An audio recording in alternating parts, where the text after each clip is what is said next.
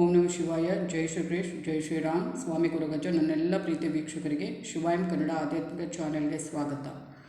ರಾಮ ಸೀತೆ ದೂರಾಗುವುದಕ್ಕೆ, ಶ್ರೀಕೃಷ್ಣ ಸಾಯುವುದಕ್ಕೆ ಈಕೆಯ ಶಾಪವೇ ಕಾರಣ. ಯಾರೋ ಶಾಪ? ಹೇಗೆ ಮುಳುವಾಯಿತು ಶ್ರೀರಾಮಚಂದ್ರರಿಗೆ ಮತ್ತು ಶ್ರೀಕೃಷ್ಣಗೆ ಪರಮಾತ್ಮರಿಗೆ ಅನ್ನೋದನ್ನು ಒಂದೊಂದಾಗಿ ತಿಳಿಸ್ಕೊಡ್ತಾ ಹೋಗ್ತೇನೆ. ಅದಕ್ಕಿಂತ ಮುಂಚೆ ನನ್ನ ಚಾನಲನ್ನು ನೋಡೋದು ಮಾತ್ರ ಅಲ್ಲ, ದಯವಿಟ್ಟು ಸಬ್ಸ್ಕ್ರೈಬ್ ಮಾಡೋದನ್ನು ಮರಿಬೇಡಿ. ಸಬ್ಸ್ಕ್ರೈಬ್ ಮಾಡಿ, ಹಾಗೆಯೇ ಇಷ್ಟ ಆದರೆ ಲೈಕ್, ಕಮೆಂಟ್ ಆದಷ್ಟು ಶೇರ್ ಮಾಡಿ ಪ್ರೋತ್ಸಾಹಿಸಿ ಅಂತ ಹೇಳ್ತಾ, ರಾಮಾಯಣದಲ್ಲಿ ಶ್ರೀರಾಮನು ವನವಾಸ ಮುಗಿಸಿ ಬರುತ್ತಿದ್ದಂತೆ ರಾಮ ಸೀತೆಯರು ದೂರವಾಗುತ್ತಾರೆ. ಹಾಗೂ ಮಹಾಭಾರತದಲ್ಲಿ ಯುದ್ಧ ಮುಗಿದು ಸ್ವಲ್ಪ ಸಮಯದಲ್ಲಿ ಶ್ರೀಕೃಷ್ಣನು ಮರಣ ಹೊಂದುತ್ತಾರೆ. ಈ ಎರಡೂ ಘಟನೆಗಳಿಗೂ ಈಕೆಯ ಶಾಪವೇ ಕಾರಣವಾಗಿತ್ತು.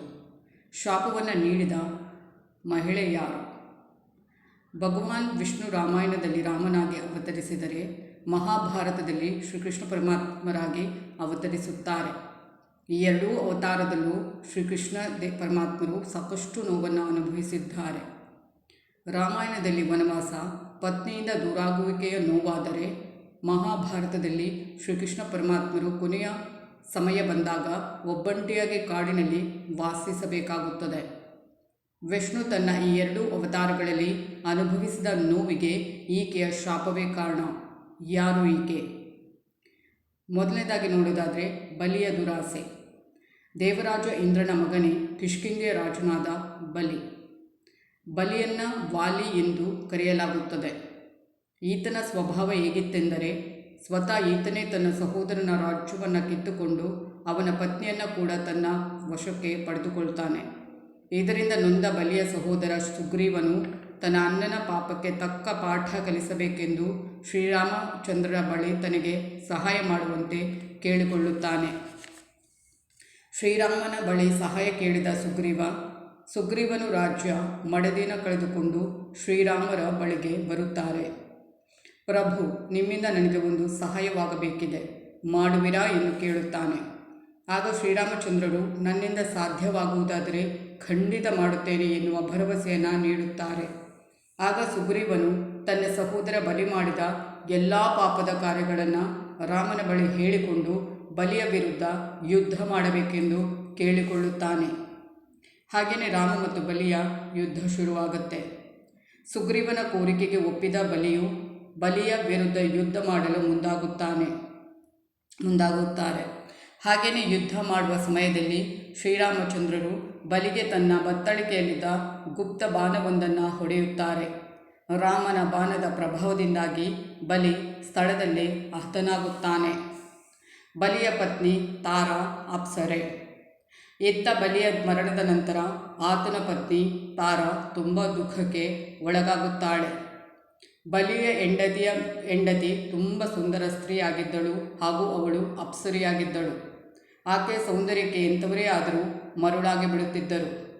ಪತಿಯ ಅಗಲುವಿಕೆಯ ದುಃಖವನ್ನು ಸಹಿಸಿಕೊಳ್ಳಲಾಗದೆ ತಾರಾಳು ಶ್ರೀರಾಮನನ್ನು ಕುರಿತು, ನೀವು ಮೋಸದಿಂದ ನನ್ನ ಪತಿಯನ್ನು ಹತ್ಯೆಗೈದಿದ್ದೀರಿ, ಇದಕ್ಕಾಗಿ ನಾನು ನಿಮಗೆ ಶಾಪವನ್ನು ನೀಡುತ್ತಾ ಇದ್ದೇನೆ ಅಂತ ಶಪಿಸುತ್ತಾಳೆ.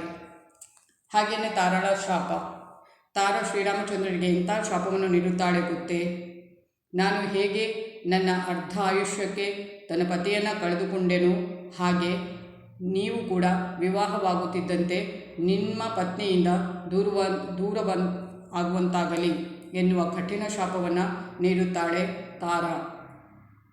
ಹಾಗೂ ಮುಂದಿನ ಜನ್ಮದಲ್ಲಿ ನೀವು ನಿಮ್ಮ ಪತಿ ಬಲಿಯಿಂದಲೇ ಹತನಾಗುತ್ತೀರಾ ಎನ್ನುವ ಶಾಪವನ್ನು ಕೂಡ ನೀಡುತ್ತಾಳೆ. ರಾಮನ ಮರಣ. ಮುಂದಿನ ಜನ್ಮದಲ್ಲಿ ಶ್ರೀಕೃಷ್ಣನಾಗಿ ಭೂಮಿಯಲ್ಲಿ ಜನಿಸಿದಾಗ ಶ್ರೀರಾಮಚಂದ್ರರು ಶ್ರೀಕೃಷ್ಣನ ಅವತಾರದಲ್ಲಿ ಭೂಮಿಗೆ ಬಂದಾಗ ಬಲಿಯು ಬೇಟೆಗಾರ ಸಮುದಾಯದ ಭಿಲ್ ಆಗಿ ಜನಿಸುತ್ತಾನೆ. ಮಹಾಭಾರತ ಯುದ್ಧ ಮುಗಿದ ನಂತರ ಶ್ರೀಕೃಷ್ಣ ಪರಮಾತ್ಮರು ಎಲ್ಲವನ್ನ ತೊರೆದು ಕಾಡಿಗೆ ಹೋಗುತ್ತಾರೆ. ಈ ಸಮಯದಲ್ಲಿ ಅವರು ಒಂದು ಮರದ ಮೇಲೆ ಮಲಗಿಕೊಂಡು ವಿಶ್ರಾಂತಿ ಮಾಡುತ್ತಿರುತ್ತಾರೆ. ಆಗ ಭಿಲ್ ಶ್ರೀಕೃಷ್ಣನ ಕಾಲನ್ನು ಜಿಂಕೆ ಎಂದು ತಪ್ಪಾಗಿ ತಿಳಿದು ಬಾಣವನ್ನು ಹೊಡೆಯುತ್ತಾನೆ. ಇದರಿಂದ ಕೃಷ್ಣರು ಮರಣ ಹೊಂದುತ್ತಾರೆ. ಹೀಗೆ ಒಂದು ಮಹಿಳೆ ನೀಡಿದ ಶಾಪವೇ ಶ್ರೀಕೃಷ್ಣರ ಅಂತ್ಯಕ್ಕೆ ಕಾರಣವಾಗುತ್ತದೆ ಹಾಗೂ ರಾಮದೇವರು ತನ್ನ ಪತ್ನಿಯಿಂದ ದೂರವಾಗಲು ಕಾರಣವಾಗುತ್ತದೆ. ಆದರೆ ಇದರಲ್ಲಿ ಬಲಿ ಎದ್ದು ತಪ್ಪಿದೆ ಎನ್ನುವುದನ್ನು ಆತನ ಪತ್ನಿ ತಾರಾ ಅರ್ಥ ಮಾಡಿಕೊಳ್ಳದೆ ಹೋಗಿರುವುದೇ ಶ್ರೀರಾಮರ ಜೀವನಕ್ಕೆ ಹಾಗೂ ಶ್ರೀಕೃಷ್ಣ ಪರಮಾತ್ಮರ ಜೀವಕ್ಕೆ ಮುಳುವಾಗುತ್ತೆ. ಇವೆಷ್ಟು ಕಾರಣ ಶ್ರೀಕೃಷ್ಣ ಪರಮಾತ್ಮರ ಕೊನೆಯ ಅಂತ್ಯಕ್ಕೆ ಮತ್ತು ಶ್ರೀರಾಮಚಂದ್ರರು ತನ್ನ ಪತ್ನಿಯಿಂದ ದೂರವಾಗುವುದಕ್ಕೆ ಈ ತಾರಾಳ ಶಾಪವೇ ಕಾರಣ. ಆದರೆ ಅದರಲ್ಲಿ ಅವಳು ಅರ್ಥ ಮಾಡಿಕೊಂಡಿಲ್ಲ ತನ್ನ ಪತಿಯದ್ದು ತಪ್ಪಿದೆ ಅಂತ.